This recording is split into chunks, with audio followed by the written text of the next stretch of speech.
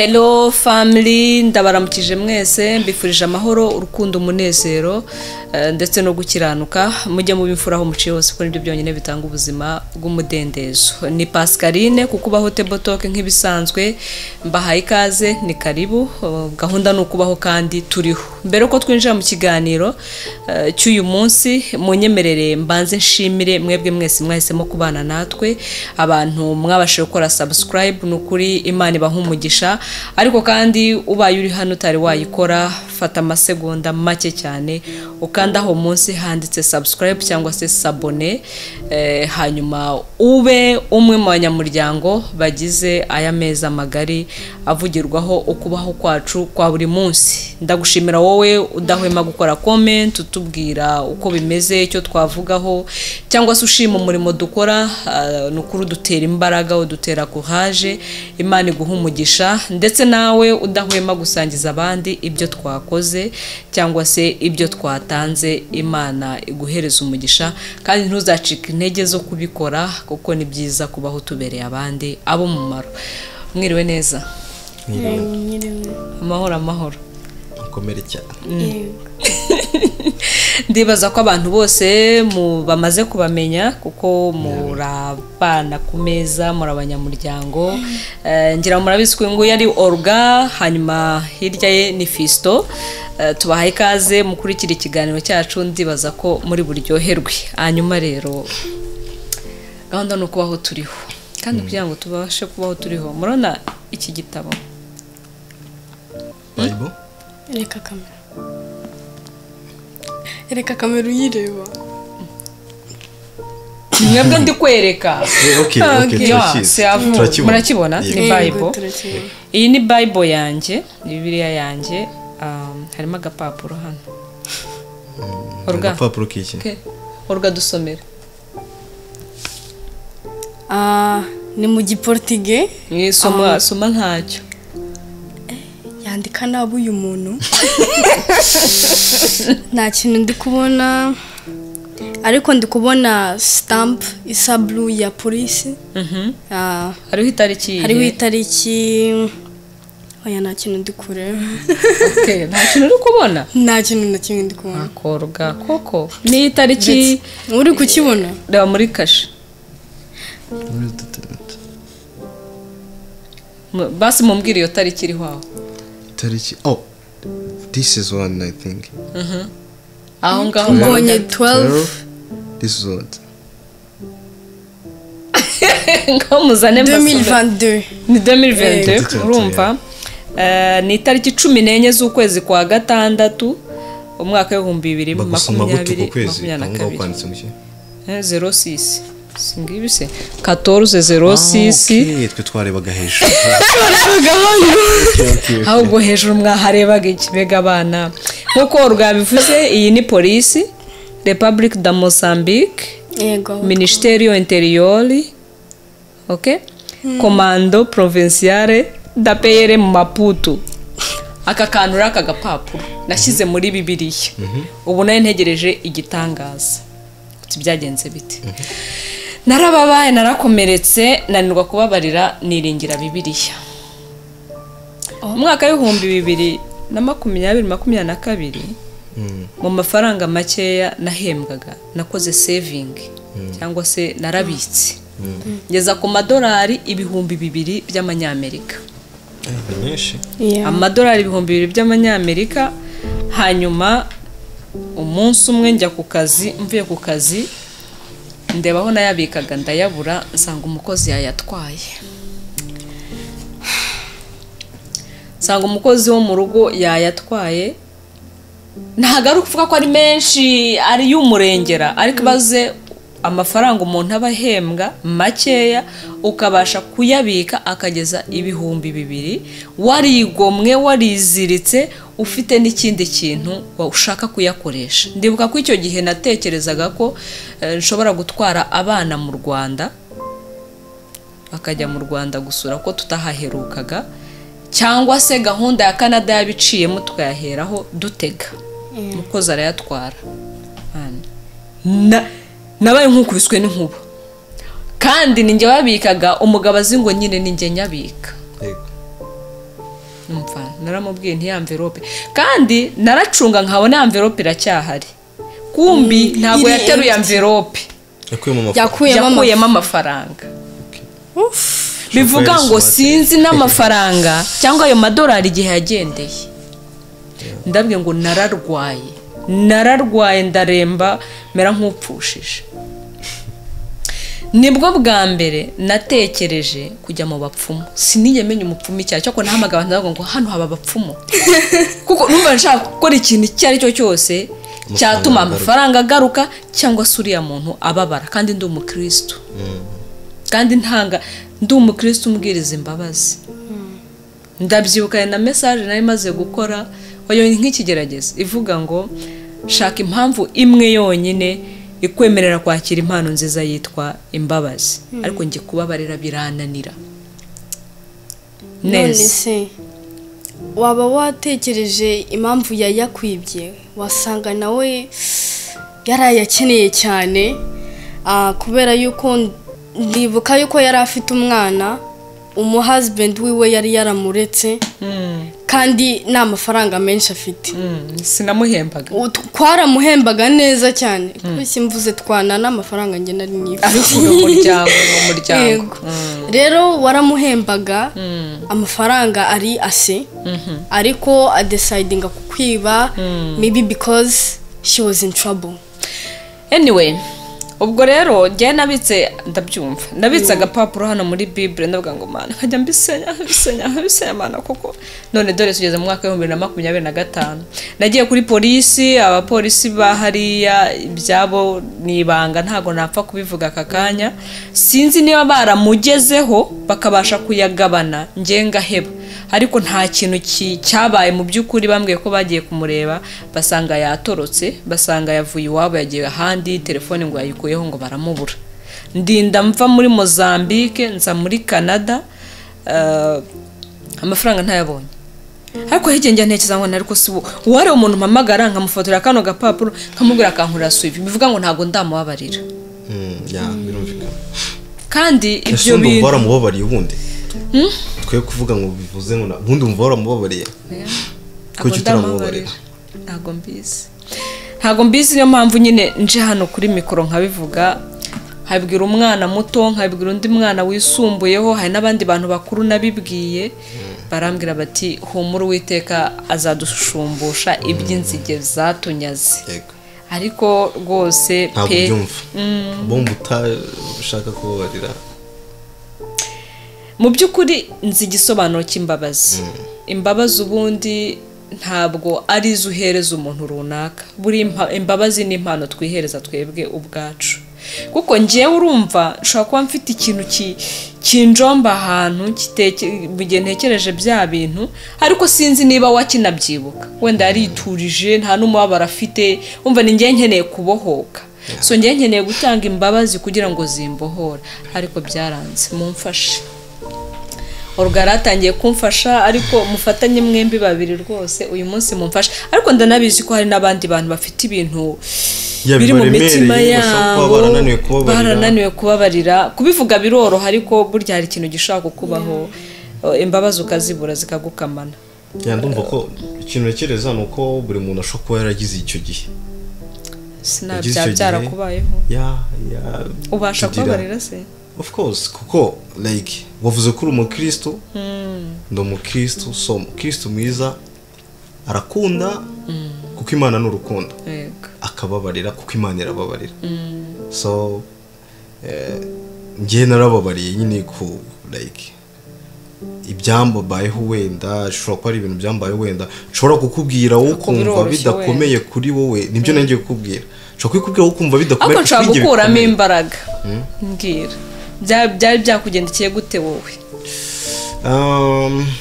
like argiye nigeze gukora ikiganiro hano cy'ubuhamya mvuga ku buhamya bwanjye bw'ukuntu nigeze kwibona niga muri secondaire nkibona nambaye bodaboda ku ishuri nta ruhare nabigizemo uri kumva ubundi cyangwa twese twemera ko buriya kubaho neza k'umubyeyi k'umwana n'inshingano z'umubyeyi so ugasanga wenda nk'umubyeyi wawe niwe utumye unyura muri ubwo buzima utagizemo uruhare utifuzaga utashakaga ni ikintu gikomeye gishobora gukomeretsa umwana akaba yagikurana ariko ko nagize amahirwe nkamenya ijambo ry'Imana narababariye jewe nababariye umubyeyi wanjye watumye nyura muri ibyo icyo gihe kubera ko icyo gihe no ntiyaranariho byibura ngo tubiganireho yaramaze kwitaba Imana ntiyarahari ngo tubiganireho wenda tubabarirane hagati y'umwana n'umubyeyi so naravuze ati niba ari n'umuntu wari ufite warajyaga mu rugendo rwo mu ijuru atazanazitirwa nuko agiye dufitanye nawe ikibazo so kuri njye narabohose ndavuga ati wareva uko byaba byaragenze kose ariko n'umubyeyi wanjye ndamubabarira narababariye so kubera ko ijambo ry'Imana rirabitubwira muri Bible ndumva wasanga ubwo wenda ntari nasubizwa nta guciye mu ijambo wasanga igisubizo kirimo hano ariko ngomba kubabarira kirimo reka ngwereze umurongo mutoya karongo gatoya kabisa muri Abakorino ba mbere ibice 13 umurongo wa 7 uwo murongo wonyine tugiye gusoma 7 gusa handitse ngo uturutse hejuru kuri kano bundi bavuga nyine urukundo rwari rwo uru ni urwandiko ngira ngo Paulo yandikiye Abakorino yabasobanuriraga urukundo icyo ari cyo uturutse kuri kane ushobora kubyumva hano kuri 7 rero handitse ngo rubabarira byose rwizera byose rwiringira byose rwihanganira byose hasi umukozi wanjye we twari dufitanye urukundo ako sinamwangaga no so kuvuga ngo iyo uri umukristo Bibiliya iravuga muri Yohana sinibuka neza igice n'umurongo abantu bavuga ko udakunda ntazi Imana kuko Imana ubwayo ni urukundo hari n'undi ngo ni bose bose n'abanzi bacu of course dukunda abanzi bacu wala ndumva n'umurongo uri muri Bibiliya uvuga ngo dukunda abanzi bacu uri kumva so nimba rero ukunda Imana ukaba uri umukristo ugomba kubabarira umukozi wawe ugomba kumubabarira ayo mafaranga like ushobora gusanga n'ikintu Imana yakukoreye wasanga ari nayo cyari igitambo cyo kujya Imana ikuzane nose ko ayo mafaranga bayibye ntiwaje muri Canada kandi wari ufite plan yuko yagufasha kuzaza muri Canada ariko waraje naraje so Imana igira ukuntu kwishinyura ikoramo ibintu byayo ukuntu dupanga ntabwo ari ko nangiye mu bapfumu ariko urumva ukuntu wagiyeyo ntabwo nagiyeyo wari ugiye kujyayo harya urabizi woruga oya yari ari guplaninga nashatse nimero ndazibona z'umupfumu mbibwira umugabo wanjye ndabwira nti uyu mukobwa rwose arambwira ati reka nkubwire rero attention nujya mu bapfumu ukagenda muri biriya bintu uraba ugize connection n'imyuka yabo so ubwo rero biraba ari twibanire ubuzima bwawe bwose uramenye nakubwiye yuko nta kintu tuzapfa ariko ugiye mu bapfumu kiraba ikibazo hagati yanjye nawe nimero ndajugunya nimero ndasiba nyine ndabireka abwira woruga nyine akorwa ugeze ukumbwa ngo yemenya kurpa subwo nindubika envelope y'amafaranga ngana gutyo mu nzu na banki yarambye ngo simurenganye ngo nikoso ryaki umuntu waguye ku mafaranga aravuze ngo nkeneye kugurira umwana imyenda yindi nzu kanifatire no ariko ntabwo bikwiye ko uwo muntu yakoze ego ariko ntabwo bikwiye pe ntabwo kuko kwibanisha yari yafashe urwaho ujye ubabarira njyewe mbabarira buri kanya bro uzi ibintu bibi hari nk'ikintu cyo kirakubabaza ku myaka yawe shani ubabarira nanjye ndababarira hari ikintu cyakubaye gikomeye urababarira pana gikomeye cyane kubera ko ntabwo ngira attachment nyinshi cyane nari mfite umu best friend muri primaire muri primaire ko ntamumenye yari yaje muri anniversaire yanjye nawe buriya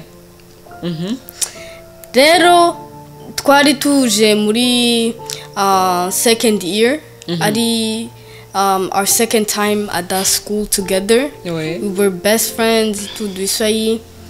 and then she like found new friends and started to forget about me, and I'm like, okay. Oh, that was hurting, Okay. right? A little, because she was my best friend. We did everything together. It's the one I know. Who? No, it's not a guy. No. The one from the Aga Khan. From Listen. Syria. Yes. Okay. so byarakubabaje ko yakwibagiwe Yeah, Urumva bari yaransimbuje. inshuti haza abandi bana ahita aramureka afata ba bandi. Yeah, so urumva ko- Ça fait mal aussi. Yeah, nibyo Nabyo navugaga birababaza. buri muntu afite ukuntu ababara ku giti Ariko- So wabashije kumubabarira gute rero byagenze? Naramu- cyo wamubabariye Nawe warasenze. Narabyibagiwe. so ntabwo wababariye Kubera yuko nabonye abandi ba friends nyine, kwa ko iyo umwe agiye haza uwundi. Iyo umuryango It's umwe a- wifunze. uwundi urafunguka. C'est la vie. wasanga ari n'Imana Exactly. yamutwaye kugira Yes. None ngo se wenda- ngiye mbigenze nubwo nanjye ni umuryango wifunze se. Hafunguka uwundi. Haza Suri muri funguka. Canada. Yeah, of course. Si ufite ubuzima bwiza. Hari ubwo urwaye, hari ubwo umwana wawe ari malforme, hari ubwo Babarire. mubabarire. Hari amadolari 2,000 tuyahebe ntagakije. N'ubundi uzakorera Uzanamo. ayandi menshi, Yeah. ayo ngayo yareka agende. Buriya wabona ari nk'impano Imana nayo yamuhaye. Yego. Wasanga yarakeneye akeneye impinduka mu Yeah, buzima niyo mpamvu tuvuze bwe. ngo Imana igira inzira nyinshi nyine uko Oya dutekereza. nahamagaye umutipe w'inshuti yanjye uba mu Bufaransa. Ndamubwiranye w'umurokore. Dawe nayo ngenge mu bapfumu ndaguye. Yaramuhamagaye. Niyo mpaye rya jambo nyine. Ngo byihorere ngo he Pascaline. Usibwo ngubwo se ni wowe wirirwa se utubwira Uri bya kumutiva bindi se abantu. ndambwe nti noneho nanjye nkeneye motivation uko nawe mutegera umuntu agakenera motivation aho kumva ukeneye umuntu wo kugukomeza. Ibi bintu ariko ni n'ubwa mbere mbivuze kuri micro urumva nyine nagira ngo bisohoke bigende ibazo mbibwira umwana muto ko n'umundi nawe yarabizi nawe burya ngo abana ngo muba hafi y'Imana ukuntu ari ukuntu mama mugifitanye connection n'Imana mutari mwabadesharije niyo mpamvu nabisunze ariko kandi ngira ngo nanabumvishe yuko kubabarira ari ikintu gikomeye. Yeah. So kandi yuko ngira ngo tunibukiranye munankomeze nyine namwe mu sharing ibyanyu umva n'umwana muto ku myaka iyo barekeje bafite imyaka ingaho babara koko ukenera gutanga imbabazi. Mfite imyaka nka 9 cyangwa 10. uribaza neva umuntu abatangiye Arababara, gukomereka yarababara. abatangiye kubabara ntabwo byoroshye. So rero reka mabarire aka gapapuro se ngace Yeah, nushaka kugace ariko wakagarda na souvenir yuko bamwinze yuko yamubabariye yuko yamubabariye abo nazajya kabona bizajya bituma atekereza ugira mu cyerekezo uramuntu ariko zahita yumva yuko umutima wiwe wabuhotse yamukunda twibagirwe tujugunye ariko rero n'ibindi reka mugabire uzamuhe nanda ahubwo oya ako reka yanyamugabire reka numve ko ari impano namuhaye numve ko nagize uruhare mu buzima bwe kurumva n'umukozi ushobora gusanga ari inzira Imana yanyujizemo kugira ngo blessing oya ndakwabariye Adelaide we ndakwabariye rwose aho uherereye ndabizi neza ko utari kunyumva ariko turi biremwa by'umwuka buriya ducommunicatinga cyangwa se tugirana communication mu buryo bw'umwuka habaho uburyo dukoranaho nk'uko dukora ku mutima w'Imana. So uyu mukobwa rero ndamuhabariye ayo madolari 2,000 by'amanyamerika rwose n'impano iguhaye biciye muri njyewe. Niba warubwarabashe kubabarira ukabasha kubabarira umubyeyi wakwibarutse njye nabuzwa n'iki kubabarira umukozi wo mu rugo kandi yaranamfashije ko yankoreye kuva mu mwaka w'2017 manyangarene 2017 n'umunani kugeza anyeba mu mwaka w'2022. So rero ndamuhabariye iyo umuntu amaze kubabarira yiyumvamo ineza uba wumva ubohotse uba wumva uruhutse. Hari abantu benshi rero tumeze nkaho dufite ubugugu ku mbabazi ibyo byose nabyiganirizaga. ubugugu ni ukutagira, ni ukudatanga, ukumva yuko hari umuntu uri kuziha ariko ni wowe uri kuziha. So rero mureke tubabarire tubohoke. kubabarira ni byiza, kubabarira ni byiza kuko n'Imana irababarira. Yaratubabariye, turi abanyabyaha, dukora ibyaha ikatubabara, tukayisaba imbabazi ikatubabarira. Iyo message rwose nuko navugaga, ariko nanjye naraguye, nabaye umunyantege bibaho kubera ko iyo message nari nakoze bavuga ngo shaka impamvu imwe yonyine ikwemera kwakira impano nziza yitwa imbabazi. Njyewe impamvu mbabarira nuko nanjye nkenera imbabazi, kuko umuntu utababarira ubwo nawe ntabwo yakakeneye imbabazi. Iteka nibona mpfukamye imbere y'Imana nyisaba kumbabarira kandi kambabarira. So nanjye rero nkwiye kubabarira. Fisto, mu gusoza hari ikintu wumva wabwira abakunzi bo kwa Hotable Talk babanye natwe aka kanya mu gusoza ku kijyanye n'imbabazi? N'ubundi kijyanye n'imbabazi cyane ikindi kintu cyaba kikuri ku mutima kijyanye n'ubuzima, kuko imitima yacu irakomereka kenshi kandi ntabwo dukomeretswa n'imbwa, ntabwo dukomeretswa n'ibiti, dukomeretswa n'abantu bagenzi bacu. Rero niba dukomeretswa n'abantu twomorwa na muntu, uwo muntu ashaka kuba ngiye wiyomoye ubwanjye cyangwa se nkomorwa na mugenzi wanjye wundi. icyo nababwira cyo umuntu wese now we are not perfect, ntabwo turi perfect, abantu twese ntabwo turi perfect. So umuntu ashobora kukubabaza ariko jya umenya ko nyine ni ubuzima. Ugomba kumenya ko ari ubuzima baho kubabara, kwishima. So ntukababare ngo bakubabaje, ahubwo ujye ubyigiraho, byigiro kandi ntukagire nabi ngo nuko wagiriwe nabi. Ntukagire nabi ngo nuko wagiriwe nabi wagiriwe nabi. Ikindi buri Imana ni iri hejuru ya byose. Umuntu nakugirira nabi jya usenga Imana, umusabire ku Mana imubabarire. Buri Imana ni ihora neza, Imana izi kuhora. Umusabire ibyiza, kuko ijambo ry'Imana ravuga ngo tubabarire abanzi bacu, tubabarire abatubabaje. So cyo nababwira nyine twige kubabarira kandi twige kubana neza. Nawe ukomerekeje mbere yuko ujya imbere y'Imana wisaba imbabazi, wisaba ibyo ushaka byose, banza wikiranure n'umuntu wagiriye nabi, wagiriye ikibazo, mwagiranye ikibazo, nibwo Imana ishobora kumva amasengesho yawe. So tubabarirane tubohoke. Olga, nicyo wabwira abakunzi uko Hotable Talk ku myaka yawe ku byerekeranye n'imbabazi, abantu babaza abandi? Ntabwo mfite byinshi byo kuvuga kuko ntabwo nababajwe kenshi. Ariko urabizi ko bibaho. Ego bibaho cyane kubera yuko ni gutyo. Ushobora kuba udafite byinshi kubera uri gukoresha ururimi rw'ikinyarwanda, ariko abakunzi b'uko Hotable Talk bumva icyongereza. You can pass your message through English cyangwa se French cyangwa se Portuguese. I still don't have anything. Okay. Yeah, I'm still not hurt. Okay. So mwakoze cyane rero, mureke tugira imbabazi, ariko kandi niba binakugoye ujye ubivuga, tujye twatura tubivuge, kuko biruhura umutima. Cyangwa se ugasanga ikintu kibi wari ugiyemo hari umuntu ugukebuye gatuma utakijyamo. Hanyuma ikindi two gufata iki gitabo gitagatifu Bibiliya ngo tugikoreshe twifuriza abagenzi bacu guhanwa, ahubwo tugende uko kidusaba.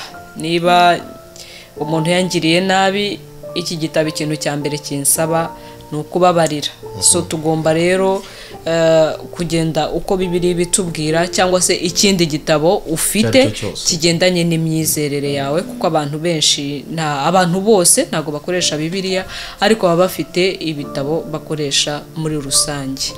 Rero no kuba Hotable Talk nakagaruka, turabashishikariza kugumana natwe ndetse no gusangiza abandi ibi biganiro, kugira ngo tubashe komorana ibikomere, twubaka imitima yacu, hanyuma abanyembaraga bafate ikiganza abanyantege nke, tuzasohoze uru rugendo amahoro. Mwakoze cyane, naho ubutaha.